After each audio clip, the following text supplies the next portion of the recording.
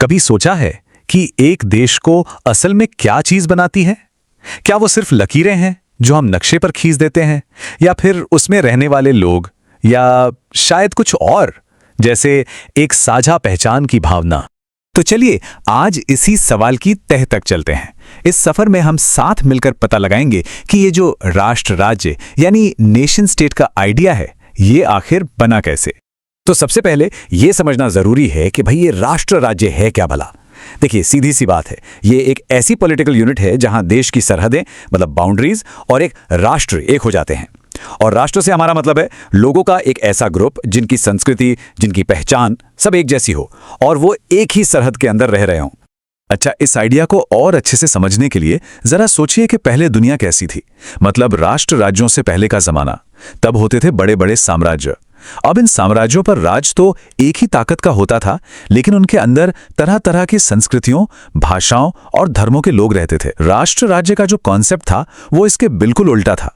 यहां तो मकसद ही ये था कि राजनीतिक सरहदें एक जैसी संस्कृति के हिसाब से तय की जाएं। तो फिर सवाल उठता है कि एक राष्ट्र को बनाने के लिए वो कौन सी चीजें थीं जिनकी जरूरत पड़ी। आइए उन मुख्य इंग्रेडिएंट्स को एक एक करके देखते हैं जिनसे एक राष्ट्र का पूरा ढांचा तैयार होता है। देखिए, सबसे पहली और शायद सबसे जरूरी चीज वो है एक आम संस्कृति। मतलब लोगों की परंपराएं, उनके मूल्य, रीति रिवाज, यहां तक कि उनका इतिहास सब एक जैसा हो। यही वो चीजें जो लोगों को आपस में जोड़ती है। उन्हें लगता है कि हम सब एक हैं। फिर आती है एक साझा भाषा। देखिए, भाषा सिर्फ बात करने का एक जरिया भर नहीं है, ये लोगों को जोड़ने वाली एक जबरदस्त ताकत है। सोचिए, जब लोग एक ही जबान बोलते हैं तो वो कितनी आसानी से अपने विचार, अपनी भावनाएं एक दूसरे से बांट पाते हैं, और इसी से एकता की भावना और भी मजबूत हो जाती है। और हाँ, तीसरी अहम कड़ी है एक आम जातीयता। इसका मतलब है कि लोगों में एक साझा विरासत, एक साझा वंश का एहसास हो, एक यकीन हो कि हाँ, हम सब एक ही लोग हैं। तो मजे की बात यह है कि जब ये सारे तत्व यानी एक जैसी संस्कृति, एक भाषा, एक जातीयता और साथ में कुछ राजनीतिक तत्व, जब ये सब एक साथ आए ना, तो ये एक राष्ट्र के बिल्डिंग ब्लॉक्स बन गए।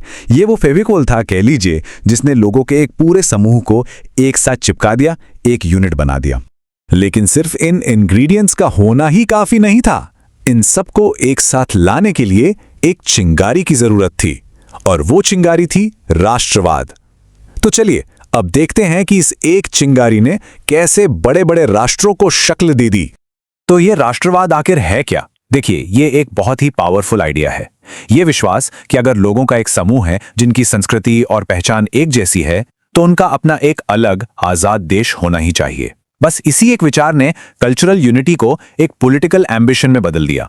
इस पूरी बात को हमारे सोर्स मटेरियल में बहुत ही अच्छे से समझाया गया है। कहा गया है कि ये असल में सांस्कृतिक, भाषाई और राजनीति तत्वों का एक मेल था, जिसने लोगों के एक समूह को एक सिंगल यूनिट के तौर पर पहचान दी। और राष्ट्रवाद ही वो ताकत थी जिसने इस मेल को, इस विलय को मुमकिन कर दिखाया। तो जब ये इतना जबरदस्त आइडिया सामने आया, तो इसका नतीजा क्या निकला? नतीजा ये हुआ कि इसने सचमुच दुनिया का नक्शा ही बदल कर रख दिया। तो आइए अब अपने आखिरी हिस्से में देखते हैं कि कैसे इस एक पहचान की भावना ने पूरी दुनिया को एक नया आकार दे दिया। ये पूरा प्रोसेस अगर मोटे तौर पर देखें तो 3 स्टेप्स में हुआ। स्टेप 1, लोगों के बीच एक साझा पहचान की फीलिंग बढ़ने लगी। स्टेप 2, राष्ट्रवाद की वजह से राजनीतिक एकता की मांग उठने लगी। और फाइनली स्टेप 3, इसी मांग को पूरा करने के लिए देशों की सीमाओं को, उनकी बाउंड्रीज को फिर से बनाया गया। और इसका नतीजा क्या निकला? नतीजा ये कि अब राजनीतिक सरहदें कल्चरल ग्रुप से मेल खाने लगीं। अब जो दुनिया का नक्शा था वो सिर्फ ये नहीं बताता था कि कौन सा राजा कहां जीता, बल्कि वो लोगों की पहचान को दिखाने लगा था। तो सबसे जरूरी बात जो समझने वाली है वो ये है कि यूरोप के नक्शे को एक तरह से दोबारा इमेजिन किया गया। पॉलिटिकल पावर को सीधे सीधे कल्चरल आइडेंटिटी से जोड़ दिया गया। और ये कोई छोटा मोटा बदलाव नहीं था, ये एक क्रांतिकारी बदलाव था इस सोच में कि देश कैसे बनते हैं और आखिर में उनका मतलब क्या होता है। तो ये सब कुछ हमें एक बहुत ही दिलचस्प सवाल के साथ छोड़ जाता है। अगर राष्ट्रों की नींव एक रूपता पर यानी सेमनेस पर रखी गई थी, तो आज की दुनिया जो इतनी अलग अलग तरह की विभिन्नताओं से भरी पड़ी है, उसमें इन राष्ट्रों को कौन सी चीज एक साथ बांधे रखती है? सोचने वाली बात है ना।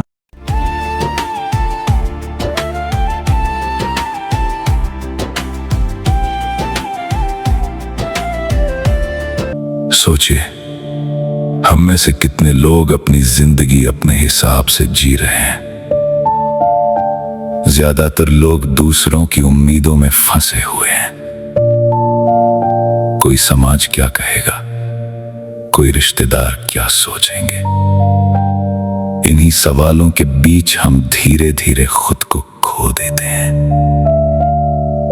आपने कभी गौर किया है, हम दूसरों को खुश करने में इतने व्यस्त हो जाते हैं कि खुद की खुशी का पता ही नहीं चलता।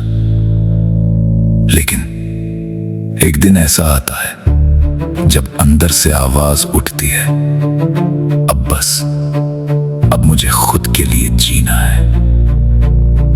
और यही वो दिन होता है जब असली बदलाव शुरू होता है। जब आप खुद को चुनते हैं तो आप ना कहना सीखते हैं। आप उन चीजों से दूर हो जाते हैं जो आपको तोड़ती हैं। आप उन लोगों से दूरी बना लेते हैं जो सिर्फ इस्तेमाल करते हैं। शुरुआत में मुश्किल होती है। लोग आपको सेल्फिश कहेंगे, बदल गया कहेंगे, एटीट्यूड आ गया है कहेंगे। लेकिन सच्चाई ये है, आप पहली बार खुद के लिए खड़े हो रहे होते हैं। और यकीन मानिए, जब आप खुद को चुनते हैं तब आपकी एनर्जी बदल जाती है। आपका कॉन्फिडेंस बढ़ता है, आपकी सोच साफ होने लगती है। आप समझ जाते हैं कि आपकी जिंदगी किसी और की अप्रूवल से नहीं चलती। आपकी खुशी किसी और की परमिशन पर डिपेंड नहीं करती। खुद को चुनना मतलब अपनी वैल्यू समझना, अपने सपनों को प्रायोरिटी देना, अपने मेंटल पीस को सबसे ऊपर रखना, और सबसे बड़ी बात, खुद से प्यार करना। क्योंकि जब आप खुद से प्यार करते हैं तो दुनिया भी आपको उसी नजर से देखना शुरू कर देती है। याद रखिए, कोई भी इंसान तब तक आपको सीरियसली नहीं लेगा जब तक आप खुद को सीरियसली नहीं लेते। इसलिए आज एक फैसला लीजिए। दूसरों के लिए जीते जीते थक गए हैं तो अब खुद के लिए जीना शुरू कीजिए। क्योंकि जिस दिन आपने खुद को चुना, उसी दिन आपकी जिंदगी सच में बदल जाएगी। और शायद पहली बार आप वो जिंदगी जी पाएंगे जिसके आप सच में हकदार हैं।